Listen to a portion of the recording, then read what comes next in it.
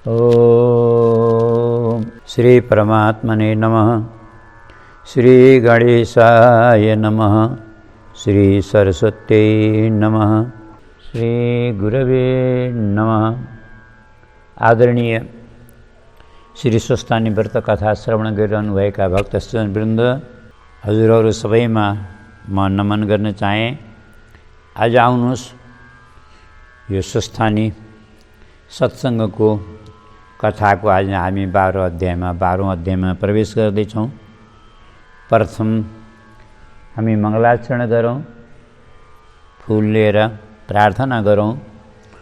यं ब्रह्मा वरुणेन्द्र रुद्रमरुतः स्तुन्वन्ति दिव्यैस्तवैर्वेदैः साङ्गपदक्रमोपनिषदैर्गायन्ति यं सामगाः। ध्यानावस्थित तद्गतेन मनसा पश्यन्ति यं योगिनो येषान्तं न विदुषुरासुरगणा। देवाय तस्मै नमः।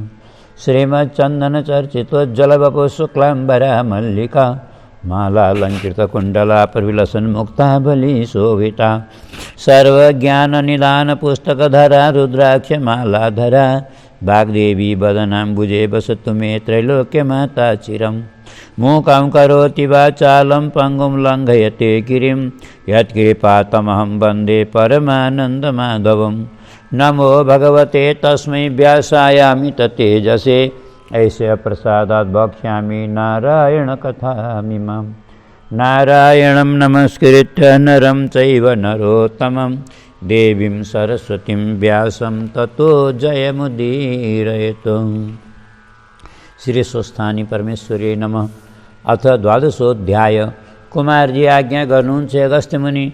पार्वतीजीले व्रत गरिहाल्ने भनेर सन्तोष मानी बस्नु हुँदैन भनी आफ्नो व्रतको क्रममा तपस्याको नियम पालन गर्दै रहनुभयो। पार्वतीको तपस्याको क्रममा कुशको कन्दनी, रुखको बोक्राको लुगा, हिमालयको जाडो दिनमा 3 पल्टको स्नान, वृक्षका पातको आहार, यो क्रम 100 वर्ष, त्यसपछि 100 वर्ष स्नान, सन्ध्या, पूजापाठ, जप तप सबै नियम चल्दैछन्। त्यसमाथि 100 वर्ष निराहार बसेर बिते। अनि पार्वतीको कठोर तपले समस्त प्राणीहरू भयभीत भए। देवताका राजा इन्द्रले केही उपाय गर्नु पर्यो भने सप्तर्षिहरूको स्मरण गरे। इन्द्रले स्मरण गर्नासाथ सप्तर्षिहरू उपस्थित भए। देवराज इन्द्रले ती ऋषिहरूको उचित स्वागत सत्कार गरे। त्यसपछि उनीहरूले भने, देवराज, हामीहरूलाई के काम परेर डाक्नुभयो, आज्ञा होस् भन्दा इन्द्र महाराजले भने, हे ऋषिगण हो, पर्वतराज हिमालयकी कन्या पार्वती अत्यन्त दुर्गम पर्वतमा गएर कठोर तपस्या गरिरहेकी छन्। तिनको तपस्याको प्रभावले 3 लोक सन्तप्त भइरहेको छ। अत पार्वतीको इच्छा पूर्ण गराई तिनै लोकको भयङ्कर ताप निवारण गर्ने काम तपाईँहरूले अलि छिटै गरिदिनु पर्यो। यही कामको निम्ति डाकेको हुँ। यो काम तपाईँहरू जस्ता सुयोग्य व्यक्तिहरूबाट सम्पन्न हुन सक्दछ भन्ने आशा राखेको छु। इन्द्र महाराजको यस्ता वचन सुनेर जो आज्ञा भनी सप्तर्षिहरू त्यहाँबाट अविलम्ब पार्वतीले तपस्या गरिरहेकी हिमाचलको कन्द्रामा पुगेर पार्वतीसँग विनम्र कुरा भन्नुभयो। हे पुत्री पार्वती, तिमीले के कुराको कामना गरेर यस्तो कठोर तपस्या गरेकी हौ? सप्तर्षिहरूको नम्र वचन सुनेर पार्वतीले लज्जित अनुहार पारेर आफू मौन व्रतमा रहेकी भए पनि सप्तर्षिहरूको स्वागत सत्कार र पूजा गरिसकेपछि मौन व्रत छाडी कुरा गर्ने सङ्केत गरेर उनीहरूलाई उत्तम आसन दिई विश्राम गराएर भक्तिपूर्वक नमस्कार प्रणाम गरी मौन व्रत समाप्त पारेर प्रार्थना गरिन्। हे सप्तर्षिगण हो, हजुरहरू के काम परेर यहाँ पाल्नु भएको हो? यति भनेपछि लज्जारूपी मौन व्रत धारण गरेर ऋषिहरूका सामुन्ने उभिरहिन्। पार्वतीको उज्यालो र प्रसन्न मुखमुद्रा तथा मान्य जनप्रति सम्मानको शिष्ट भावना, प्रशंसाको योग्य विनय अनि पर्वतराज हिमालयकी एकमात्र मन परेकी छोरी भएर पनि मनमा अभिमानको अलिकति पनि भाव नहुनु, यस्ता अनेक गुणहरू देखेर सप्तर्षिहरू निकै प्रभावित भई पुनः सोधे, हे हिमालय सुता, यस्तो कोमल गाछले यति कठोर तपस्या के को सिद्धिका लागि गरेको हो? यदि सुनेर पार्वतीले भने, मान्य ऋषिगण हो, मेरो मनको कामना तपाईँहरूले जान्नुभएकै छ। किनकि आफ्नो तपस्याको प्रभावले संसारभरिका सम्पूर्ण प्राणीहरूको हित हुने कुरा र मनमा रहेको कामना तपाईँहरू स्वयं जान्नुहुन्छ। तथापि मान्यजनको प्रश्नमा मैले उत्तर नदिई भएन, अझ अनुचित नठान्नुहोला। केही बिन्ती गर्दछु। यस विशाल विश्वमा अनेक प्राणीहरू कठिन वा असाध्य पुरुषार्थ देखाएर अत्यन्त दुर्लभ वस्तु पनि सुलभ पारेर प्राप्त नगरी छाड्दैनन्। कतिपय व्यक्तिको अठोट र देहं वा पात्यमी कार्यमा साध्यामी, देह नै फाल्दछु अथवा कार्य नै सफल पार्दछु भन्ने इच्छाले युक्तिमा अडिग रहेका देख्न पाइन्छ। म त आकाशका फुलको माला धारण गरेको बन्ध्या स्त्रीको पुत्रको खोजी गर्न लागे जस्ती भएकी छु। किनकि जो स्वभावले अत्यन्त दुरादर्श हुनुहुन्छ र हिजो आज कठोर तपस्यामा गाडिनु भएको छ, फेरि जसका पारमार्थिक कार्यहरूलाई देवता अथवा दानवहरू कसैले पनि तोकेर यथार्थ रूपमा जान्न बुझ्न वा वर्णन गर्न सक्दैनन्, त्यस्ता जगदीश्वर महादेव समीप पाऊँ भन्ने मेरो तपस्याको मुख्य उद्देश्य हो। तर हिजो आज महादेवजी कामदेवलाई समेत भस्म पारी आफू सन्यासी वा वैरागी जस्ता भई कठोर अचिन्तनीय तपस्यामा निमग्न हुनुभएको छ। अत म जस्तै अज्ञ नारी यस उपायमा कसरी सफलता प्राप्त गर्न सक्नेछु अनि त्यस्ता जगदीश्वर महादेवको आराधना गरी कसरी प्रसन्न पार्न सक्नेछु, यही विषयले मलाई व्याकुल पारेको छ। हिमालय सुता पार्वतीको यस्ता कुरा सुनेपछि यिनको मनमा कतिको दृढता छ त्यो बुझेर मात्र अगाडि चर्चा चलाउनु योग्य होला।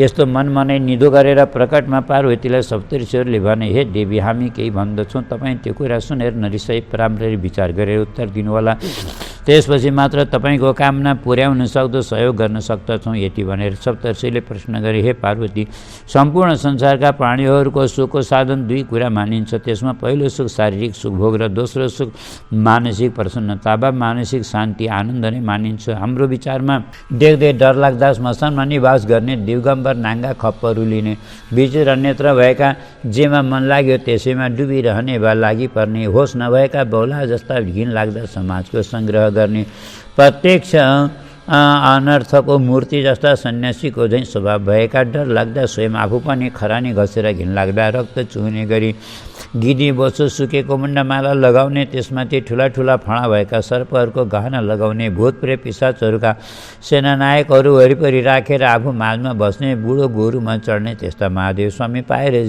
शिरीषको फुल जस्तो अङ्ग भए कि तपाईँको तनमा र मनमा समेत के सुख शान्ति प्राप्त होला।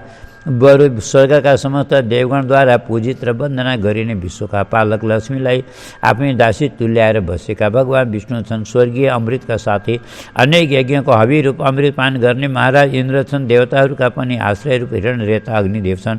सम्पूर्ण विश्वका प्राणशक्ति स्वरूप वायु देवता छन्। अनेक थरीका रत्नका थुप्राहरूले परिपूर्ण भएका धनका स्वामी कुबेर छन्।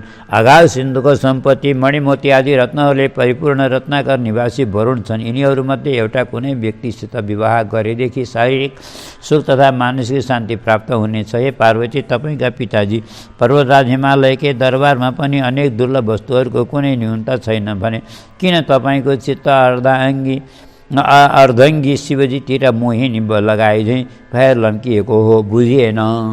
आरम्भमै सप्तऋषिहरूले क्रोध गर्ने काम नगर्नुहोला भनिसकेका थिए तापनि सुविज्ञ ऋषिहरूको कुरा सुनेर पार्वतीले उनीहरूको कुरा बिर्सनुभयो र तत्काल क्रोधले अनुहार रातो रातो हुन गयो अनि लाल लाल नेत्र पारेर अलि चर्को स्वरमा भन्न लाग्नु, हे विज्ञ सप्तऋषिगण हो, सुन्नुहोस्। कुनै पनि दुराग्रही प्रति प्रीति राख्नु र व्यसनीलाई त्यस व्यसनबाट छुटाउन सफल हुनु सम्भव छैन अनि विपरीत अर्थ लगाएर अनर्गल बोल्नेलाई सोझो मार्गमा ल्याउन असम्भव छ वा कसैले पनि सक्दैन। अब तपाईँहरूले मलाई उल्टोमती भए कि वा दुराग्रही भन्ने ठान्नु भएको हो भने अब मैले केही भन्नु छैन र तपाईँहरूले मेरा कुरा सुन्ने काम पनि म केही देख्दिनँ। त्यति भएर पनि म तपाईँहरूलाई श्रेष्ठ प्रजापति समान मान्दछु। तपाईँहरू ज्ञानका खानी र सर्वदर्शी पनि हुनुहुन्छ।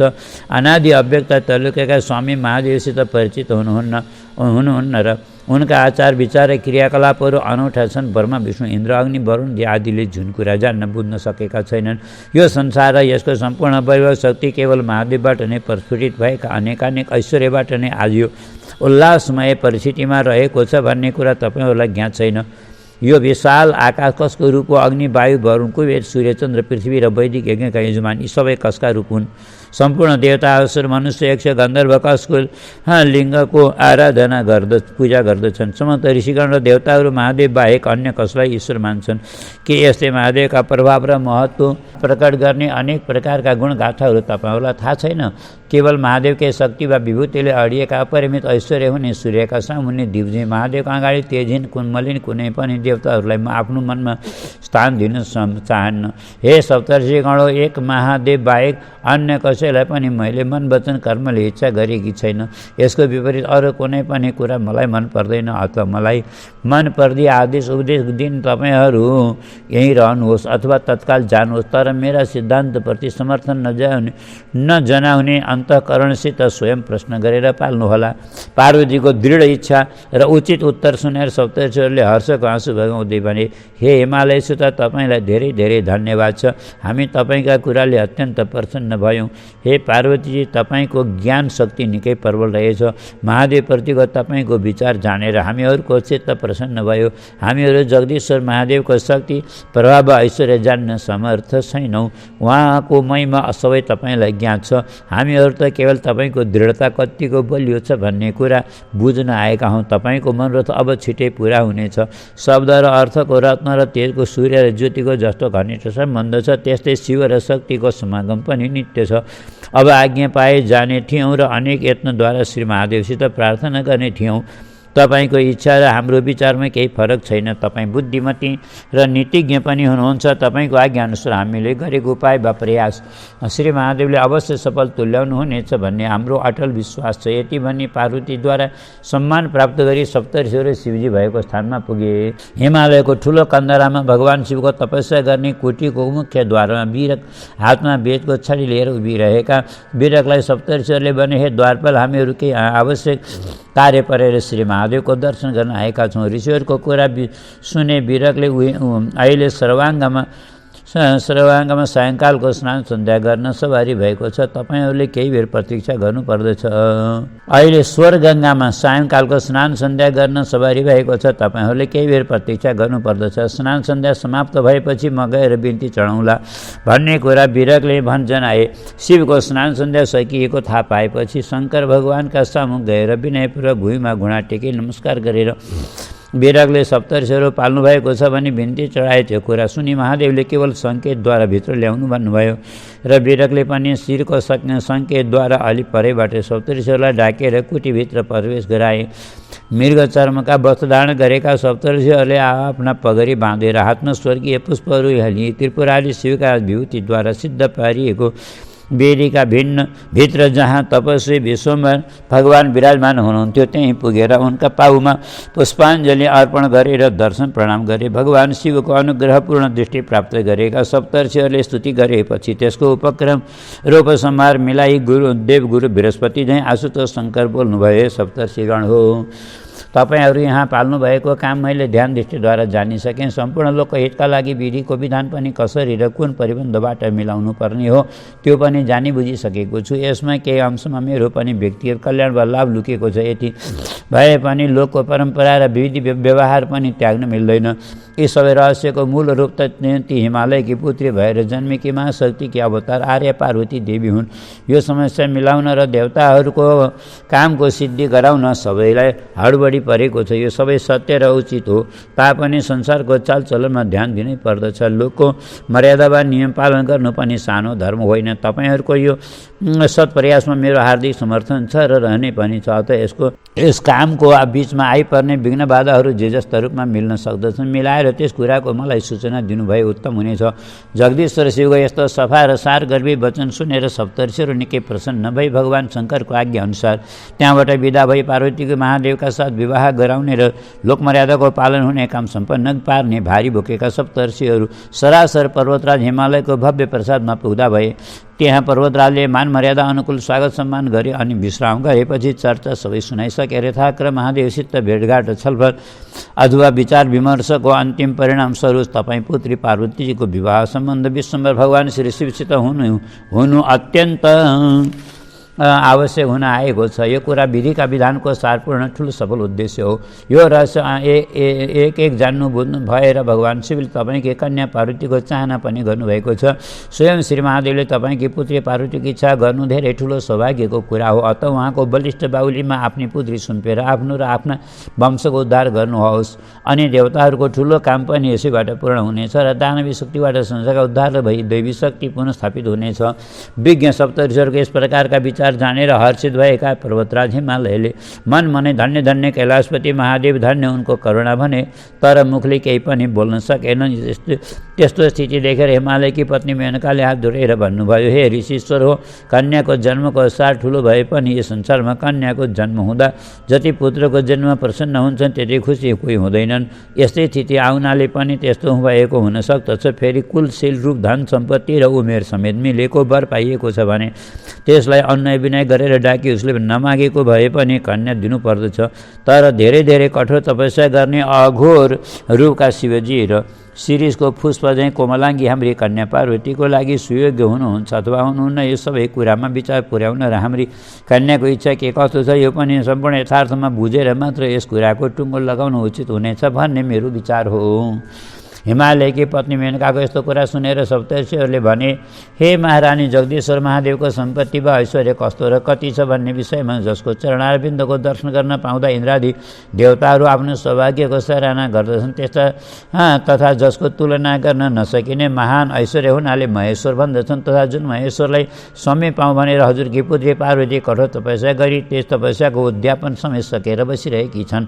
यो सबै कुरा राम्ररी जाने बुझेर हामीहरू यहाँ उपस्थित भएका छौँ। यति भनी शैलराज हिमालयलाई पनि साथमा लिएर पार्वतीको तपस्थलीमा सप्तर्षिहरू पुग्दा भए। समिधा र घृतको आहुतिले प्रज्वले भए दन्केको अग्निको तीक्ष्ण ज्वाला जस्तै तपस्रूपी तेजले जाज्वल्यमान मुहार भएकी पार्वतीको दर्शन प्राप्त गरे अनि विनयपूर्वक हात जोडेर बिन्ती गरे, हे आर्य पार्वती, तिम्रो तपस्या सफल भयो। अब फेरि यस्तो कडा तपस्या गरेर यो सुकुमार अङ्ग वा रूप सुकाउने काम छैन। अब पिताजीको आज्ञा मानेर हिमालयको विशाल राजभवनमा पाल्नुहोस्। हामीले तपाईँका पिताजी र माताजीसित पनि तपाईँका मनको अभिलाषा वर्णन गरिसक्यौँ र विश्वम्भर शिवजीलाई पनि विवाहका लागि तयार पारिसक्यौँ अथवा उहाँको स्वीकृति प्राप्त गरिसक्यौँ। सबै प्रबन्ध ठिक पारेर अनि यहाँ आएका हौँ। अब पिताजीका साथ राजभवनमा पाल्नुहुने अवसर उपस्थित भइसकेको छ। भोलिकै शुभ मुहुर्तमा विवाह सम्बन्धी समस्त माङ्गलिक कार्यहरू पुरा पारिसक्नु पर्दछ। शुभस्य शीघ्रम, शुभकाममा ढिलो गर्नु व्यर्थ छ।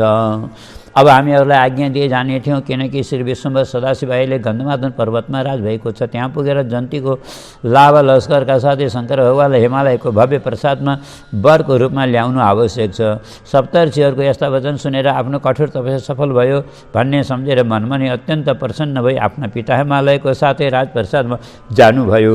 त्यो शुभ मुहुर्त कुन बेला आइपुग्ला भन्ने अत्यास र व्यग्रताले गर्दा त्यो एक रात पार्वतीको निम्ति 10,000 वर्षभन्दा पनि लामो भएको अनुभव भयो।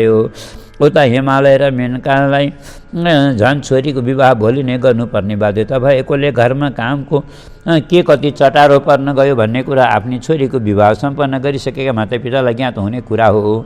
उता गन्धमादन पर्वतमा पुगेर भोलिको दिनमै विवाह गर्ने कुरा निश्चित भयो भनी सप्तर्षिहरूले श्री महादेवका समक्ष बिन्ती गरे। जुन महादेवका आमा छन् र न बाबु छन्, अब विवाहको सारा तयारीको जिम्मा कसले लिइदिने? पर्न पनि ठुलै फसाद पर्न आयो। अब शिवका पर्वतगण जति सबैमा अत्यास पर्न गयो। अब के गर्ने कुन नगर्ने सबै अकमक्क परे पनि विवाहको कुराले प्रसन्न र मस्त देखिन्छन्। यो सबै भए पनि राम्रोसित मर्यादापूर्वक सारा कामको प्रबन्ध कसको हातमा सुम्पने? यसै गर्नुपर्दछ भनेर कोही अघि सरिरहेका छैनन्। त्यस्तो स्थिति देखेर स्वयं महादेवले नै आज्ञा भयो। एकमात्र सुयोग्य विद्वानलाई काम सुम्पिएको छ भने ती एक्लैले सारा काम व्यवस्थित रूपमा सम्पन्न पार्न सक्दछन् भने यहाँ आज मेरो काममा स्वयं 7 जना विज्ञ ऋषिहरू ज्ञान बुद्धि विवेकका अगाध समुद्र झैँ उपस्थित हुनुहुन्छ भने कुनै चिन्ता गर्ने काम छैन। सप्तर्षिहरूकै आज्ञा निर्देशनमा तथा उहाँहरूको अनुशासनमा रहेर सबैले काम गर्नु, कौतुक मण्डपमा दान दक्षिणा खानपान वस्त्राभूषणहरूको काममा ऋषि पत्नीहरूको हुकुम चल्न दिनु। हे सप्तर्षिहरू, यो कामको उत्तरदायित्व प्रारम्भदेखि नै तपाईँहरूले बोक्नु भएको हुनाले अब कुनै पनि विघ्न बाधा नपर्न दिई सारा काम सिद्ध पारे नै छाड्नुहोला। श्री महादेवको यस्तो आज्ञा सुनेर अत्यन्त विनयपूर्वक ऋषिहरू र ऋषि पत्नीहरूले बिन्ती चढाए, हे प्रभु, हजुरको प्रताप र हजुरको कृपाले यस काममा हामी सबै उत्तरदायी भएर सारा काम सजिलैसित पूर्ण गराउन सक्नेछौँ। शङ्का वा चिन्ताको कुनै कुरा छैन। अनि गन्धमादन पर्वत श्री महादेवको विवाहको सम्पूर्ण तयारी सप्तर्षिहरूको नायकत्वमा सम्पन्न हुन थाल्यो। यता हिमालय पर्वतको राजदरबारमा उनका इष्टमित्र कुलकुटुम्ब धेरै जसो पर्वतहरू तथा नदीनाला सागर सिन्धु आदि थिए तापनि ती सबै अलौकिक दिव्यहरू धारण गरेर रत्नका थुप्रा खरखजाना जो चाहिने समस्त सामग्रीले एक एक गरेर घुइँचो पार्दै तछाड र मछाड गर्दै एकत्र भए। देवताहरूका पनि देवता श्री विश्वम्भर विश्वेश्वर श्री महेश्वर जसका धनेश्वर राजराजेश्वर कुबेर जो शिवका सखा पनि हुन्। अणिमा महिमा गरिमा लघिमा प्राप्ति प्राकाम ईशिता एवं वसिता सहितका अष्टसिद्धि र अन्यान्य सिद्धि लघुसिद्धि सहितका सिद्धिहरू जसको सेवामा सदैव लागिरहेका हुन्छन् तथा जसका चरण युगलमा देवरा इन्द्र महेन्द्र सहित सबै देवताहरूका मुकुट समेत शिर झुकिरहेका हुन्छन् र सम्पूर्ण ज्ञानी विद्वान तथा योगी समेतका विचारक चिन्तक महापुरुषहरू जसको आराधनामा सदा सर्वदा लागिरहेका हुन्छन्।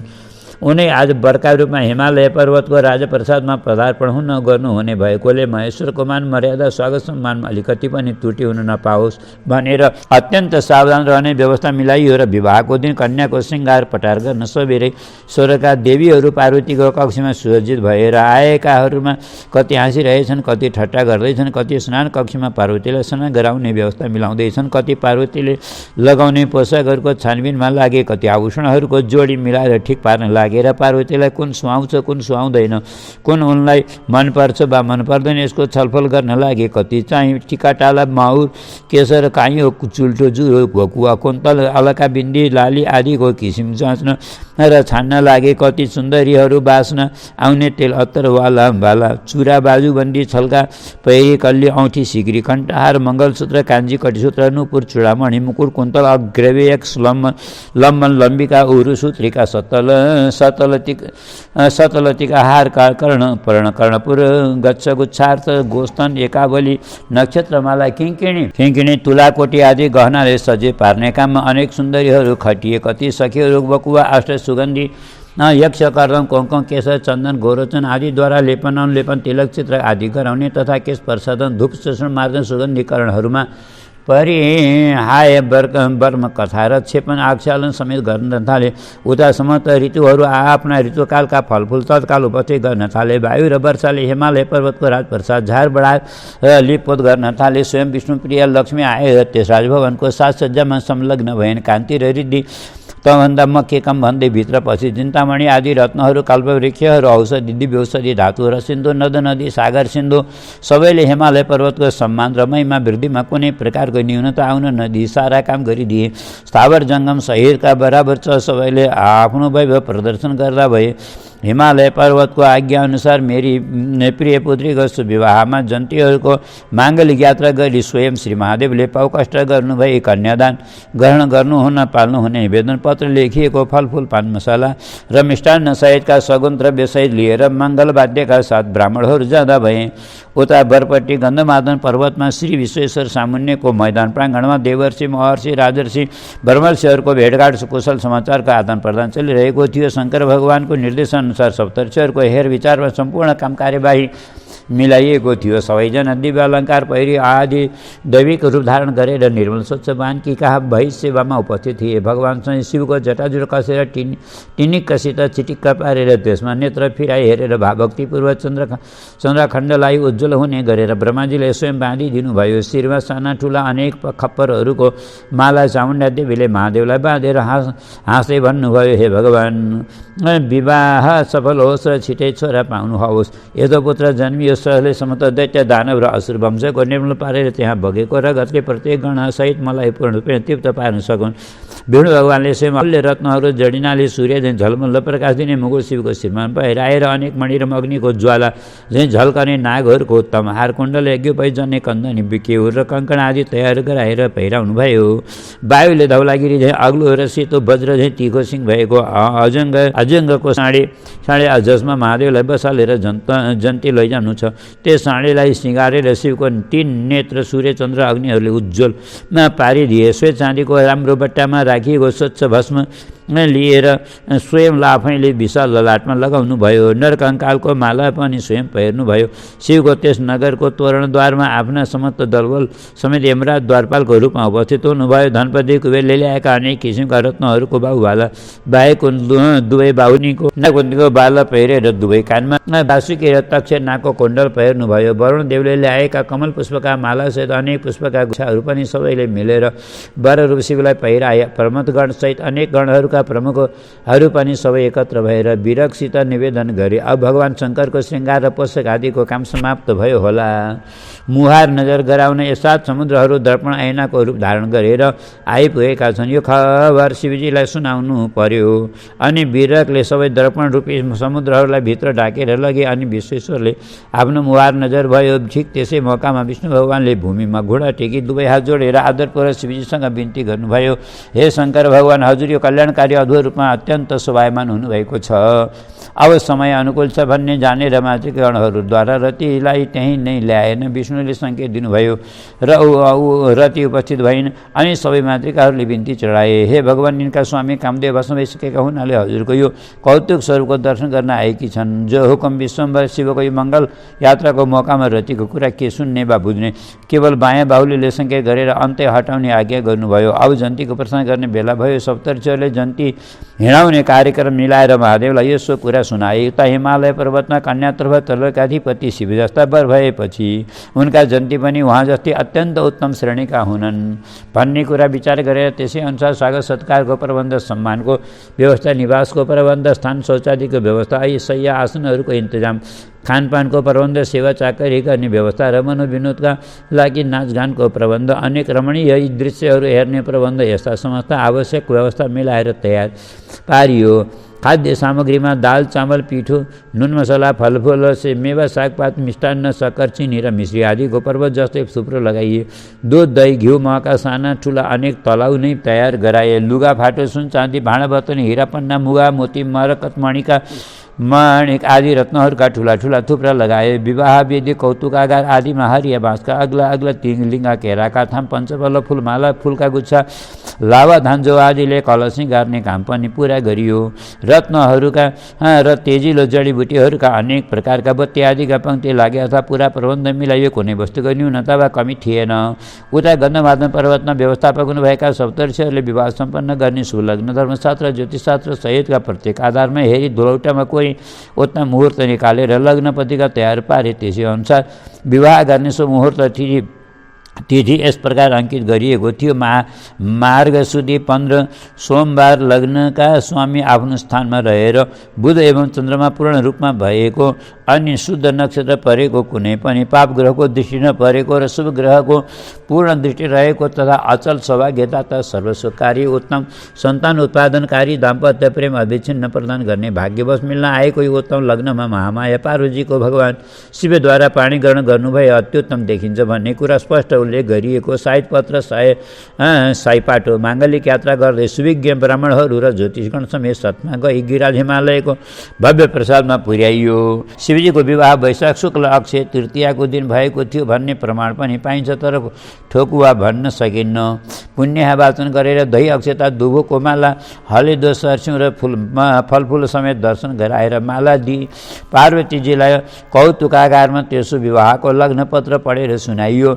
यस्तो खुसीको अवसरमा ब्राह्मणहरू र ज्योतिषीगणलाई उत्तम सुवर्ण वस्त्र रत्नहरू समर्पण गरियो। यो कार्य सम्पन्न गरेर ज्योतिषहरू र ब्राह्मणवर्ग शिवको निवास स्थान गन्धमादन पर्वततर्फ फर्किए। उहाँ पुगेर श्री शिवजीलाई हिमालयको भव्य राजभवनको साजसज्जा र सौन्दर्य आदिको वर्णन गरेर सुनाए। त्यसपछि सप्तर्षिहरूले विरगजीलाई विस्तारपूर्वक बुझाउनुभयो, हे विरगजी, विवाह आदि मङ्गल यात्रामा जन्ती हिँडाउँदा ऐना समेतका मङ्गलसूत्र वस्तुहरू र विद्वान ब्राह्मणहरूलाई सबैभन्दा पहिलो पङ्क्तिमा हिँडाउनु पर्दछ। माङ्गलिक वस्तुहरू शास्त्रमा 8 थरीका कहेका छन्। ऐना, कलश, कन्या, फलफुल, दुबो, धानको लावाले भरिएको थाल, रातो अक्षतामा दही राखिएको थाल अनि झाड, पान आदि अनेक बत्तीहरूका पङ्क्ति, ध्वजा, पताका लिने व्यक्तिहरू, अबिर गुलालले सुसज्जित छाप्री थालीहरू बोकेका व्यक्ति पङ्क्तिबद्ध भएर यात्रा गर्नुपर्दछ। सप्तर्षिहरूको कुरा सुनेर विरगले अनेक शास्त्रीय विधान कुलका बुढापाकाहरूको तथा परम्पराको चलनअनुसार जन्ती चलाउने नियम वा कार्यक्रम उच्च स्वरमा सुनाए। त्यसमा सबैभन्दा अघि पञ्चै बाजा, नौबत बाजा, डमरू, डिन्डिन्डी, महु, घेरी, श्रृङ्गबेरी, नरसिंह, तुरही, कर्नाल, झाली, झाम्ट्या, गोमुख, पण्डव, आनक र हुडुक समेत अनेक प्रकारका बाजाहरू बजाउने नगरचीहरू, तिनका पछि पछिका घुसुन्डी झैँ विविध वाद्य लिएका घुसुन्डीहरू अनि छागमुख, आसमुख, गजमुख र सिंहमुख यस्ता अनेक किन्नरगण हिँडे। तिनका पछि स्वर्गका दिव्य बाजाहरू लिएका गन्धर्वगण हिँडे। तिनका पछि शङ्कर भगवानका भक्तगणका आफ्ना भिन्न भिन्न बाजा बजाउनेहरू हिँडे। तिनको लाम सकिन सब पङ्खा चमराइन आशा गुर्जा र हवलाका नालहरू बोक्ने हिँडे। तिनका पछाडि कलश, ठुलो झालरी, छाता बोक्ने अनि कलसेउली, मडेउली तथा माङ्गल गीत गाउने अनेक सुन्दरी महिला वर्ग हिँडे। त्यसपछि दही ठेकी समेत भार बोक्ने तिनका पछि स्वतिवाचन मन्त्र पढ्दै वैदिक ब्राह्मणहरू हिँडे। दुबोको माला, उत्तम पुष्पका माला, गुच्छा तथा अनेक प्रकारका फलहरू सजाएर राखिएका ठुला थाल र साना थालिया बोकेका दिव्य रूपका नागरिकहरू अनि रातो अक्षता र दहीको थालहरू बोकेका अनेक सभ्य पुरुषहरू अनि नारीहरू, तिनीहरूका पछि अनेक थरीका कृत्रिम क्रीडनका अर्थात् चित्त प्रसन्न पार्ने खालका रमाइला पुतली खेलौनाका हाँसो उठ्ने रूप यी सबै बोक्ने मानिस हिँडे। तिनका पछि अनेक थरीका नाचका ज्ञाता, ताण्डव, लास्य, हल्लिक, रास आदि स्वर्गमत्य पातालका प्रचलित नाच जान्नेहरू हिँडे। तत्का पछि भगवान शिवका गणहरू, विशेष वाद्ययन्त्र र नाचहरू हिँडे। तिनका पछि हाहु आदि गन्धर्वगण तथा उर्वशी, मेनका, रम्भा, तिलोत्तमा आदि अप्सराहरूका मनमोहक नाच गाना बजानाको लाम लाग्यो। तिनका पछि रत्नहरूका झाडपान तथा अनेक दिव्य औषधिहरूका बत्ती बोकेका व्यक्तिहरू लाम लागे। बिजुलीका अनेक थरीका आतसबाजीहरूको रमझमरमिता हेर्ने लायक देखिन्थ्यो। तिनका पछाडि सम्पूर्ण दिक्पाल सहितका देवताहरूका सशस्त्र सैनिकहरू र ती सेनाका सैनिक सामग्रीहरू बोक्ने घोडा, खच्चर, उँट, टट्टुहरूको ताँती लाग्यो। तिनका पछाडि दुलैका गहना, वस्त्र, सिङ्गार पटारका मन्जुसा, करणले पेटी, पेटारा, बट्टा, सन्दुक आदि बोक्ने गणहरूको लाम लाग्यो। अनि पोसाक र गहना आदि पहिराइदिने अनेक विज्ञ व्यक्तिहरू र महिलाहरूको पङ्क्ति अघि बढ्यो। तिनका पछि शिवजीका प्रमुख गणहरू र मुख्य बाजा बजाउनु सिपालु व्यक्तिहरूको लाम लाग्यो। तिनका पछाडि नाना प्रकारले सिँगारिएका सम्कर्ण आदि घोडाहरू तथा शताङ्क रथ, पुष्परथ, विजय रथ, शिविका पालकी, डोली र म्यानाहरूको लाम लाग्यो। त्यसपछि अनेक विशिष्ट अतिथि र अनेक पूर्ण विश्वासपात्र सेवकहरू एवं पार्श्वरक्षक अङ्गरक्षकहरू हिँडे। तिनका पछाडि लाभा, अबिर, चन्दन, अक्षता, मन्दार पुष्प, बुकी फुल, सुनबुकी रहरूका अनेक किसिमका सुसज्जित किस्तीहरू बोकेर बाटोमा छर्दै अघि हिँड्ने दिव्य नर नारीहरूको पङ्क्ति हिँड्यो। तिनका पछाडि ब्रह्मा, विष्णु, इन्द्र, वरुण, कुबेर आदि देवताहरू तथा घोडा चढेका नवयुवकहरू, सैनिकहरू लाम लागे। त्यसपछि हाँसो ठट्टा गर्ने मनमोजी गण र तिनीहरूको नाचगान गर्ने व्यक्तिहरू हिँडे। तिनका पछि आवश्यक खानपानका सामग्री बोक्ने र लिपिकार, लेखाकार एवं अन्य कर्मचारीहरू आफ्ना विशेष सहयोगी वर्ग र चाहिने जतिसम्म उपकरणहरूले युक्त भएका धन्वन्तरी, अश्विनी कुमार आदि चिकित्सकहरूको लाम हिँड्यो। तिनका पछाडि शुद्ध शास्त्रका ज्ञाता विशेषज्ञहरू जस्ता यात्रामा आइपरेका बाटोघाटो, साधु, पुल आदिमा तर्ने समस्याहरूको समाधान हुन सक्दथ्यो, तिनीहरूको पङ्क्ति हिँड्न लाग्यो। त्यस्तै पान बेच्ने, तमौली, कपाल खर्ने, नाउ, लुगा धुने, धोबी, सुनार, लोहार, डकर्मी, सिकर्मी आदि विभिन्न वर्गका व्यक्तिहरू पनि लाम लागेर हिँड्न लागे। यस किसिमले अन्य आवश्यक पर्ने समस्त सामग्री सहित पूर्व कार्यक्रमअनुसार जन्ती हिँडाउने काम प्रारम्भ गरियो र वाद्यको मङ्गल ध्वनिका साथ विश्वभर महादेवको वर रूपमा प्रस्थान गर्ने बेलाको माङ्गलिक सम्मान र अभिवादन गरियो। अनि स्वयं शिवजीले त्रिपुरारी शिवबाट त्यस अभिवादनको उत्तर प्रत्यभिवादन पनि बक्सियो। मुकुटमा चन्द्रमा र गलामा सर्पको गहना लगाउने शिवले वर रूपमा सुसज्जित भई हिमालयसम्म अग्लो साँडीलाई बिस्तारै हिँड्ने सङ्केत दिनुभयो। वज्रले हानेर पर्वहरूलाई थरथर पारिने गर्दै बाक्लो घुइँचो भिडलाई बाङ्गा आँखाले हेर्दै बाटो सोझ्याएको साँडे समेतको भिडबाट अगाडि जाँदै विष्णु भगवानले स्थानमा धुलो सब पार्दै स्याल मनी पुग्दै कतै नअडिकन बिस्तार हिँड्नुहोस्, व्यर्थको ठेला नगर्नुहोस् भन्दै जन्तीहरूलाई नियन्त्रणमा राख्दै अगाडि हिँडाउनु भयो। त्यही बिचमा भगवान आशुतोष शिवको आज्ञा सुरुपर गरी विरक चर्कोश्वरमा भन्न लागे, हे विमानचारी देवगण हो, तपाईँहरू बढी बेगले अघि नपाल्नुहोस्। यही पर्वतको नजिकमा रहनुहोस्। सबै समुद्रहरू दानवहरूको सङ्ग्रामले गर्दा हिलो हुनुभएको छ। अब स्फटिक जस्तो स्वच्छ भएर पहिले चाहिँ जम्नुहोस्। गणनायकहरू बढी चटपटाएर नहिँड्नुहोस्। विदेव प्रमुखहरूको पनि खुट्टाको गति मिलाएर हिँड्नुहोस्। ए श्रृङ्गी भृङ्गी रिटिश्वर हो, केवल आफूतिर मात्र नहेरेर महादेवको गाततर्फ पनि दृष्टि फिराउँदै गर्नुहोस्। हे महाराज, तपाईँ आफ्ना गणहरूको सञ्चालन राम्ररी गर्नुहोस्। यस शस्त्रार्थ पनि उचित रीतिले भिर्नुहोस्। वर शिवका साथमा हिँडिरहेको मातृकाहरू घुइँचोमा परेर उछलिनु होला। सावधान, नवयुवकको रथासुहरू धेरै बढी नहिँडाउनुहोस्। आफ्ना सेवक अनुचर समेतका सम्पूर्ण देवताहरू वाहन छाडी शिवका साथ पैदलै महादेवको प्रीतिका लागि हिँड्नुभएको छ। यो उत्तम कुरा हो। आफ्ना आफ्ना वाहनमा चढ्नुभएका सम्पूर्ण देवताहरू पनि ध्वजा चमर फरफर गर्दै पार्दै पङ्क्ति मिलाएर एकनासी चालमा हिँड्नु भए उत्तम हुनेछ। गन्धर्व, किन्नर, यक्ष, नाग सबैले आफ्नो तोकिएको लय मिलाएर रागिनी किन नघन्काउनु भएको? जन्तीका गहनाहरूको र वस्त्रहरूको एवं घोडा, हात्ती सहितका घण्टा, घुङ्गुरा आदिको तुमुल ध्वनिलाई उत्तम सङ्गीतका गान बजानले किन थिच्न वा निहुराउन नसकेको होला? निशा, दृश्य, गान्धार, षड्ज, मध्यमा दैवत र पञ्चम सहितका 7 स्वरका आरोह अवरोह, गमक, मूर्छना स्वभाव र द्रुत विलम्बित मध्य लयहरूको तालसमय मिलाएर नाचको रमझम किन राम्ररी भइरहेको छैन? नारद, तमुर आदि ऋषिहरूका वीणा र एकताराहरूको झङ्कार किन झम्किरहेको छैन? वीरको यस्तो निर्देशन सुनेर सबै शङ्ख भए धमाधम आफ्ना बलबुद्धि र शक्तिलाई गाउने बजाउने नाच्ने तथा जन्तीलाई उचित कायदाले अगाडि बढाउने आदि काममा तत्काल लागि परे, अर्थात् चनाखा हुन गए। यताउति हेर्न छाडेर निर्दिष्ट नियमहरूको पालन गर्दै आफ्नो काममा संलग्न भए।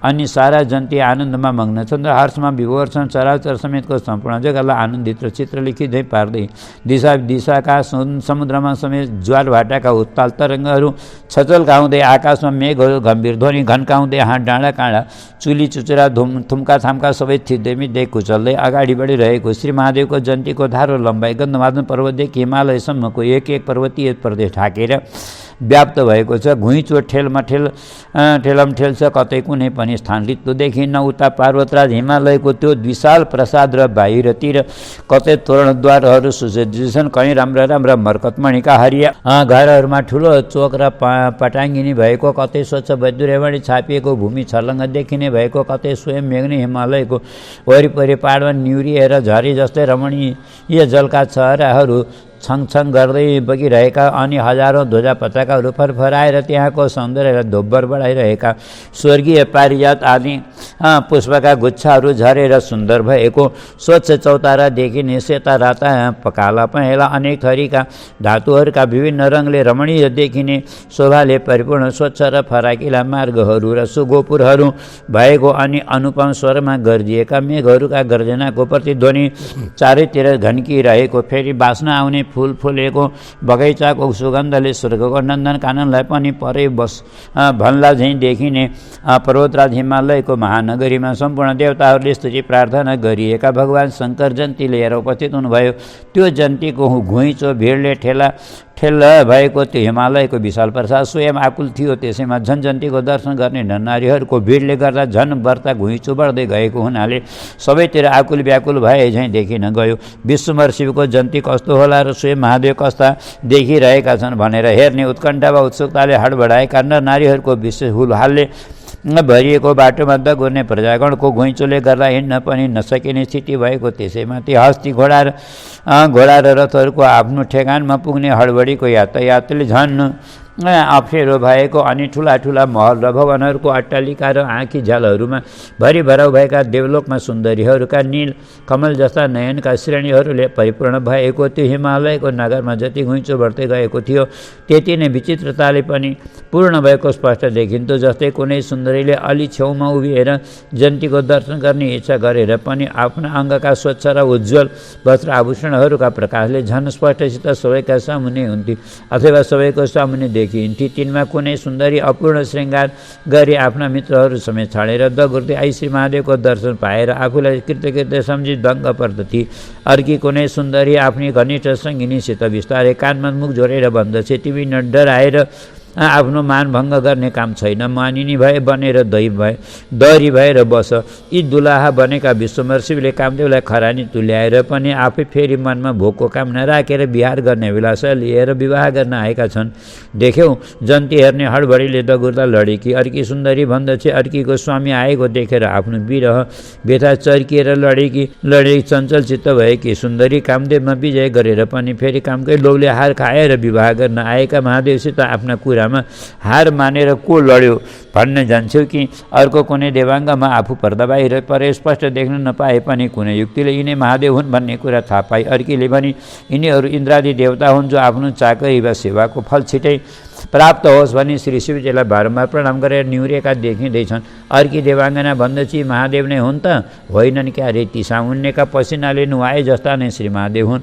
अर्की भन्दै हेर यी देवताहरूका राजा इन्द्र घुइँचोले रोकिएको बाटो सफा पार्न यताउता दौडिरहेका छन्। अर्की कुनै सुरसुन्दरी आफ्नो हातमा लिएको उत्तम श्रृङ्गारको राम्रो बट्टाको बिर्कोलाई फनफनी चक्र जस्तै घुमाउँदै आफ्नी सकिया कानमा मुख जोड्दै भन्दछे यी अग्लो जुरो भएका र मृगचरण भिरेका सिटीकर्ता ब्रह्माजी नै हुन् कि।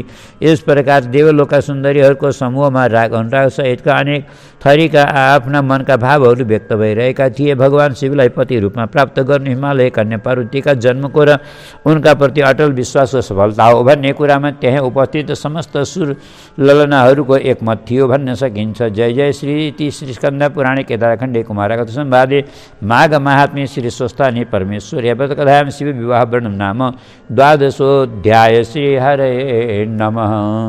उपनयतु मङ्गलं वः सकल जगन्मङ्गलालय श्रीमान् दिनकर किरण निबोधित नवनलिन दल निवेक्षण कृष्ण काले वर्षतु पर्जन्य पृथिवी सस्यशालिनी देशोऽयं क्षोभरहितो ब्राह्मणाः सन्तु निर्भयाः अपुत्राः पुत्रिणः सन्तु पुत्रिणः सन्तु पौत्रिणः निर्धना सदना सन्तु जीवन्तु शरदां शतं तत्रैव गङ्गा यमुना च तत्र गोदावरी सिन्धु सरस्वती च सर्वाणि तीर्थानि वसन्ति तत्र यत्राच्युतोदार कथा प्रसंग या कुन्देन्दु तुषारहार धवला या शुभ्रवस्त्रावृता या वीणाभरदण्डमण्डितकरा या श्वेतपद्मासना या ब्रह्माच्युत शङ्कर प्रभृतिर्देवैः सदा वन्दिता सा मां पातु सरस्वती भगवती निशेषजाड्यापहा कायेन वाचा मनसेन्द्रियैर्वा बुद्ध्यात्मना वानुसृतस्वभावा करोमि यद्यत् सकलं परस्मै नारायणायेति समर्पयेत्। नानाविधमन्त्रपुष्पाञ्जलिं समर्पयामि। श्री स्वस्थानी परमेश्वरी देव्यै नमः।